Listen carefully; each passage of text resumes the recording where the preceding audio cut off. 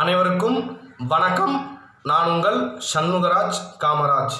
இன்னைக்கு நம்ம கலந்துரையாடல் பண்ண போகிற தலைப்பு என்ன அப்படின்னு பார்த்தீங்கன்னா, என்றுமே இளமையாக இருப்பது எப்படி, அதுக்கப்புறம் வயசான அப்புறம் நாம் இளமையை இழந்துட்டோமே, இளமையை விட்டுட்டோமே அப்படின்னு வருத்தப்படாமல் நான் திருப்திகரமாக வாழ்ந்தேன், என்னோடய இளமை காலம் இனிமையாக இருந்தது அப்படின்னு ஆசைப்பட்றீங்க அப்படின்னா, நான் சொல்கிற இந்த 12 விஷயத்த நீங்கள் ஃபாலோ பண்ணிங்க, பின்பற்றிட்டு வந்தீங்க அப்படின்னா உங்களோட இளமை காலமும் முதுமை காலமும் இனிதான காலமாக அமைந்திடும் என்று என்னால் அடித்தம் திருத்தமாக கூற முடியும்.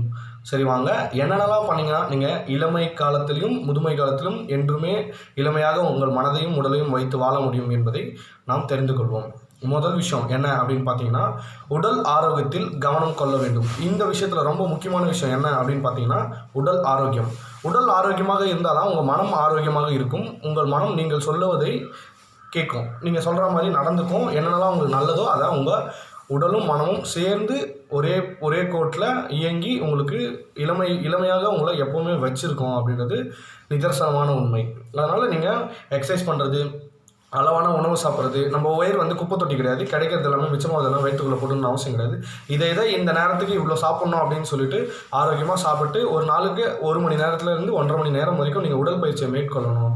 அப்படி மேற்கொள்ளிங்கன்னா உங்கள் உடல் ஆரோக்கியமாக இருக்கும். அதுக்கடுத்து என்ன சொல்லி பார்த்தீங்கன்னா, சேமிப்பு செய்தது. சேமிப்பு கண்டிப்பாக நீங்கள் சேவிங் செஞ்சு தான் ஆகணும். அதாவது இப்போ இருக்கிறவங்க எல்லாருமே இளமை காலத்தில் என்ன பண்ணுறாங்க அப்படின்னு பார்த்தீங்கன்னா, நான் வாங்குற சம்பளத்தை எப்படி செலவு பண்ணுறேன், அந்த சம்பளம் எனக்கு எப்படி பத்துது, அதை நான் எப்படி செலவு பண்ண போகிறேன் குறைச்சி அப்படி யோசிக்கிறாங்க தவிர, இவ்வளோ தான் நான் செலவு பண்ண போகிறேன், எவ்வளோ மிச்சம் பண்ணுறேன் அப்படின்ற ஒரு எண்ணம் இங்கே யாருக்கிட்டுமே இல்லை. பத்தலை, பொருளாதார சூழ்நிலை எல்லாமே சொன்னாலும் ஆசை மனிதனின் இளமை காலத்தை விழுங்கிவிடும் என்பது நிதர்சனமான உண்மை. அதுக்கடுத்து என்ன அப்படின்னு பார்த்தீங்கன்னா, பயணங்களை அதிகப்படுத்துங்க. நான் வேலை செய்கிறது 2 மணி நேரம் ட்ராவல் பண்ணி போகிற வேலை, 3 மணி நேரம் போய் ட்ராவல் பண்ணி செய்கிற வேலை, அப்படி அந்த பயணத்தை நான் சொல்ல.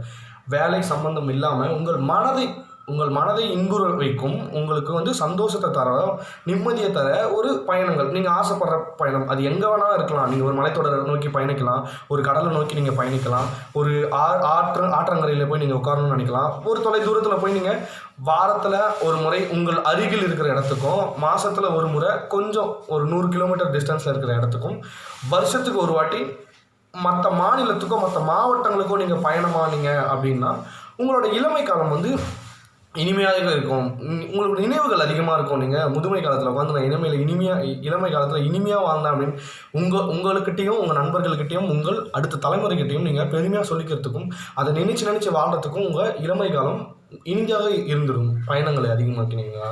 அதுக்கடுத்து என்னன்னு பார்த்தீங்கன்னா, குடும்பங்களோடு நேரங்களை செலவிடுவதை அதிகப்படுத்துங்கள்.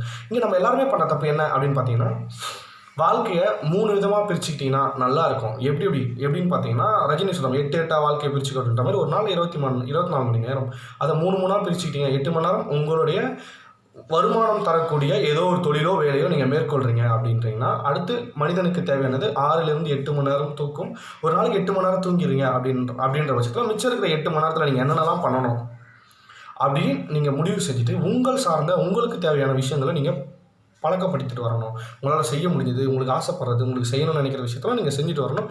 அந்த நேரத்தில் அதிக நேரம் எல்லாம் வீட்டுக்குள்ளே இருக்கணும் அப்படின்னு நான் சொல்கிறேன். எதனால் வீட்டுக்குள்ளே இருக்கணும் அப்படின்னு சொல்லி பார்த்தீங்கன்னா, உங்களோட குடும்பம் உங்கள் கூட கடைசி வரைக்கும் இருக்குன்றது ஒரு போலித்தனமான நம்பிக்கையாக தான் இருக்கும் அப்படின்னு நான் சொல்கிறேன். அப்பா அம்மா அண்ணன் தம்பி இவங்க எல்லாமே நம்ம ஒரு கூட்டு குடும்பமாக ஒரே வீட்டுக்குள்ளே கொஞ்ச காலம் தான் வாழ்வோம், அதுக்கப்புறம் தனி வாழ்க்கை வாழ போயிடுவோம். அதனால் இல்லாதது நினச்சி வருத்தப்படுறது, இருக்கும்போது அதை அனுபவிச்சுக்கிறது ஒரு இனிமையான விஷயம். வீட்டை நோக்கி நீங்கள் வரணும் அப்படின்னு சொல்லிட்டு இந்த விஷயத்த சொல்கிறேன். அதுக்கடுத்து என்ன அப்படின்னு பார்த்தீங்கன்னா, 5வது விஷயம், திருமணம் செய்து கொள்ளுங்கள் உரிய நேரத்தில் உரிய ஆசை வரும்போது. உங்களுக்கு இந்த வயசில் திருமணம் பண்ணணும் அப்படின்னு ஆசை வந்துச்சுன்னா நீங்கள் திருமணம் பண்ணிக்கோங்க. இளமை வயசில் வீட்டில் சொல்கிறாங்கன்னு கல்யாணம் பண்ணிக்கிறதும் வீட்டுக்காக காத்திருக்கிறதும் உங்களோட இளமை காலத்தை ரொம்பவும் விழுங்கிடும், பயத்தை உருவாக்கும், உங்களுக்கு வாழ்க்கை மேலே இருக்கிற பயத்தை. யாரோ சொல்கிறாங்க, இவங்க தான் நீங்கள் கட்டிக்கணும் அப்படின்ற சூழ்நிலையில் நீங்கள் வாழலை. உங்கள் மனதுக்கு பிடித்து நிதானமாக நேரத்தை நீங்கள் கரெக்டாக யோசிச்சு, இது நான் முடிவு எடுக்கிறேன், இது சரியா இல்லையா, அவசரப்பட்டு எனக்கு வயசு ஆயிடுச்சு உடனே கல்யாணம் பண்ணிக்கணும்னு நீங்கள் அவசரமாக பண்ணிக்க வேண்டிய அவசியம் இல்லை. இவங்களை விட்டால் எனக்கு வாழ்க்கை இல்லை அப்படின்னு இவங்களே கல்யாணம் பண்ணிக்க வேண்டிய அவசியம் இல்லை. யார் கூட வாழ்ந்தால் அவங்களால முதுமை காலம் உங்கள் மூச்சு நிற்கும் வரை நிம்மதியாக வாழ முடியும், அவங்கள தேர்ந்தெடுத்து திருமணம் செய்து கொள்ளுங்கள். அதுக்கடுத்து பிற மொழிகளையும் அவர்களின் நாகரிகத்தையும் கொஞ்சமாவது அறிந்து கொள்ள வைக்கும். நான் இந்த மொழியை சேர்ந்தேன், இந்த மொழி மட்டும் தான் படிக்க போகிறேன், இந்த மொழி மட்டும் தான் கற்றுப்பேன், இந்த நாகரிகத்தோடு தான் இருக்க போகிறேன் அப்படின்னு சொல்லிட்டு குண்டு சட்டிக்குள் குதிரை ஓட்டி கொண்டு இருப்பது தவறான செயல் அப்படின்னு சொல்லிட்டு நான் சொல்ல வரேன். அதனால் நான் வந்து அந்த அந்த மொழி, அந்த மதத்துக்கு, அந்த இனத்துக்கு, அந்த நாகரிகத்துக்கு உங்களை போயிட்டு சொல்ல, களவும் கற்று மற அதையும் கொஞ்சம் தெரிஞ்சு வச்சுக்கலாமே. நம்ம நாகரிகம் மட்டும் எப்படி இருக்குது அப்படின்னு சொல்லுவோம், அதோட ஒப்பிட்டு பார்க்கலாமே. அதாவது பாரதியார் என்ன சொல்லியிருக்காருன்னா, யான் அறிந்த மொழிகளிலே தமிழ் மொழியை போன இனிமையான ஒரு மொழியை நான் கண்டதில்லை அப்படின்னு சொல்லிட்டு. அவர் தமிழை மட்டும் கற்றுருந்தாருன்னா தமிழ் மட்டும் தான் அவருக்கு தெரிஞ்சிருக்கும். பல மொழிகளை கற்றுட்டு அதில் தமிழ் சேர்ந்ததுன்னு சொல்லியிருக்காரு. யாம் அறிந்த மொழிகளிலே அப்படின்னா அவருக்கு பல மொழிகள் 6 மொழிகள் வரைக்கும் அவர் தெரிஞ்சிருந்தனால தான் அந்த 6ல் சேர்ந்தது தமிழ் என்று அவர் சொல்கிறனால எல்லாம் ஏற்றுக்கிறாங்க.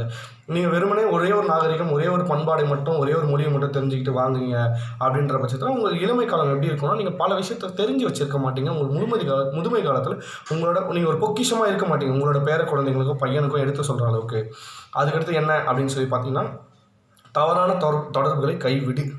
நீ ஒரு தவறான செயலை செய்கிற, ஒரு தவறான ஒரு உறவு முறையில் இருக்க, தவறான பழக்கங்களை நீ பயன்படுத்தினா இப்போவே இன்றைக்கே நீ அதை கை விட்டுடணும். எதனால் அப்படி சொல்கிறேன்னு பார்த்தீங்கன்னா, இந்த உலகத்தில் இருக்க எல்லா தவறான செயல்களும் எல்லாமே எதுக்காக படைக்கப்பட்டது அப்படின்னு பார்த்தீங்கன்னா, உன் இளமை காலத்தை விழுங்குவதற்கும் உன் முதுமை காலத்தில் உன்னை வருத்தத்தோடு ஏங்கி நிற்க வைப்பதற்கும் தான் என்று சாணக்கியர் சொல் கூறுகிறது. அந்த மாதிரி பார்த்தீங்கன்னா, நீங்கள் வந்து இந்த மாதிரி தவறான இன்றைக்கே யார் தான் இங்கே தப்பு பண்ணல அப்படின்னு நியாயப்படுத்திக்காமல், தப்பு பண்ணாத மனுஷனே இங்கே இல்லை, தப்பு பண்ணாமல் இருக்கிறவங்க மனுஷனே இல்லை அப்படின்ற ஒரு விஷயத்தை புரிஞ்சுக்கின்னு இனி பண்ணாமல் இருக்கணும் அப்படின்னு சொல்லிட்டு தவறான தொடர்புகளும் தவறான பழக்கங்களை இன்றோடு கைவிட்டீர்களானால் இளமை காலம் இனிமையாக இருக்கும். அதுக்கடுத்து என்னன்னு பார்த்தீங்கன்னா, பயங்களை விலக்கிடும் கருவிகளை தேடிப்பிடி. உனக்கு இந்த வயசில் எவ்வளோ வயசானாலும் பயம் இல்லாத ஒரு மனுஷன் கிடையாது. அந்தந்த வயசில் என்னென்ன பயம் வருன்றதை முன்கூட்டியே நீ ஆராய்ஞ்சு அறிஞ்சு மற்றவங்க கூட தெரிஞ்சு கேட்டு வச்சுக்கிட்டோ நீ அந்த பயத்தை எதுக்கும் கருவி. எனக்கு வந்து எக்ஸாம் மேலே பயமா, நீ எக்ஸாமை எப்படி எதிர்கொள்கிறதோ அதுக்கான கருவியை தேர்ந்தெடு. உனக்கு போலீஸை பார்த்தா பயமா, அப்போ போலீஸ் எதனால நான் பயப்படுறேன், நீ போய் சொல்ல திருடல ஏமாத்தல, அப்போ எதெல்லாம் பார்த்து பயப்படுற அப்படின்னா உன் தோட்டத்தை பார்த்து பயப்படுறேன், உன் தோட்டத்தை உனக்கு ஏற்ற மாதிரி நீ மாற்றிக்கோ. அதுக்கடுத்து உங்ககிட்ட என்னென்ன டிராஃபிக் போலீஸை பார்த்து பயப்படுறியா, லைசன்ஸ் எல்லாமே நீ கரெக்டாக எடுத்து வச்சுக்கோ.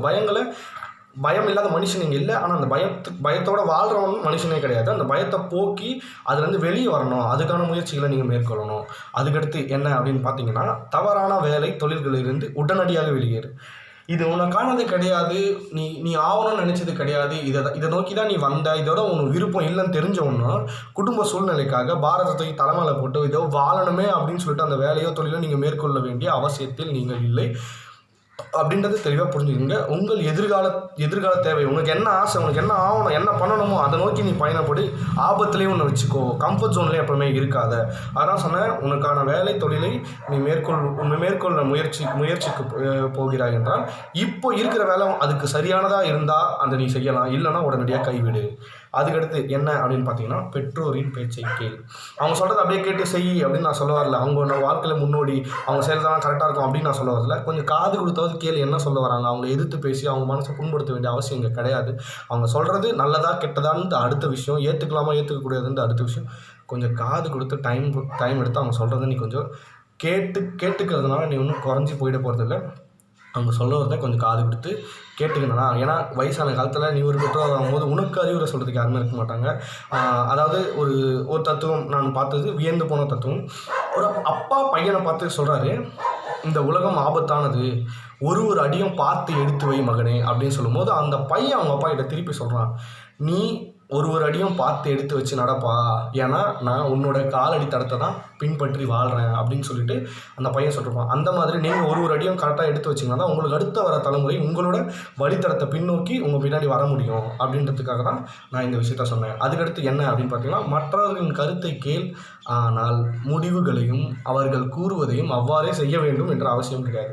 மற்றவங்க சொல்கிறது நீ கேட்க வேணாம் நான் சொல்லவே மாட்டேன். காது கொடுத்து கேளு, என்ன சொல்கிறாங்க, 4 பேரோட சிந்தனையும் 4 பேரோட ஒரு ஐடியா நோக்கங்களையும் நீ கேட்டு வச்சுக்கினா தான் நீ எடுக்கிற முடிவு சரியா தப்பா, நீ சரியான வழியில் போயிட்டு இருக்கியா, பயணம் பண்ணுறியா அப்படின்றது உனக்கு தெரியும்.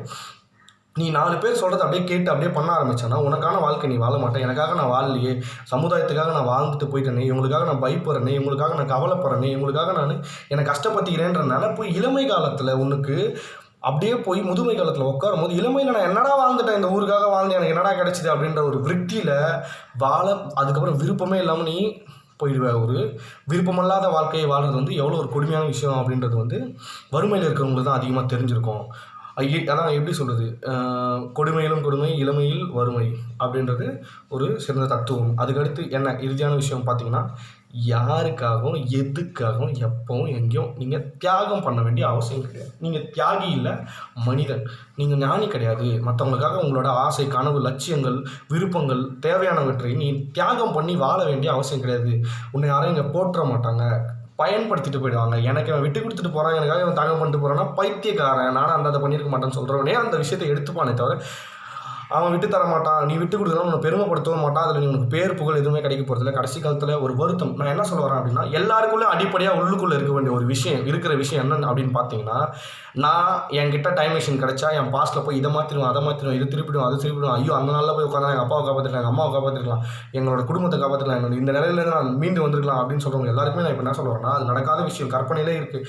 இதையும் நீ ஒரு 30-40 வருஷம் கழிச்சு கற்பனை பண்ணியிருக்கலாமே அப்படின்னு வருத்தப்படாமல் இன்றைய நாளை நீ கட்டமைச்சு சரியாக வாழ்ந்து இந்த வழிமுறைகளை பயன்படுத்தி இளமை காலத்தை நீ இனிதாக கட்டமைச்சிட்டனா ஃப்யூச்சரில் நீ உட்காரும் போது அதை நான் மாற்ற போகிறேன் அப்படின்ற ஒரு கவலையில் நீ இருக்க வேண்டிய, கற்பனையில் நீ இருக்க வேண்டிய அவசியமே வராது.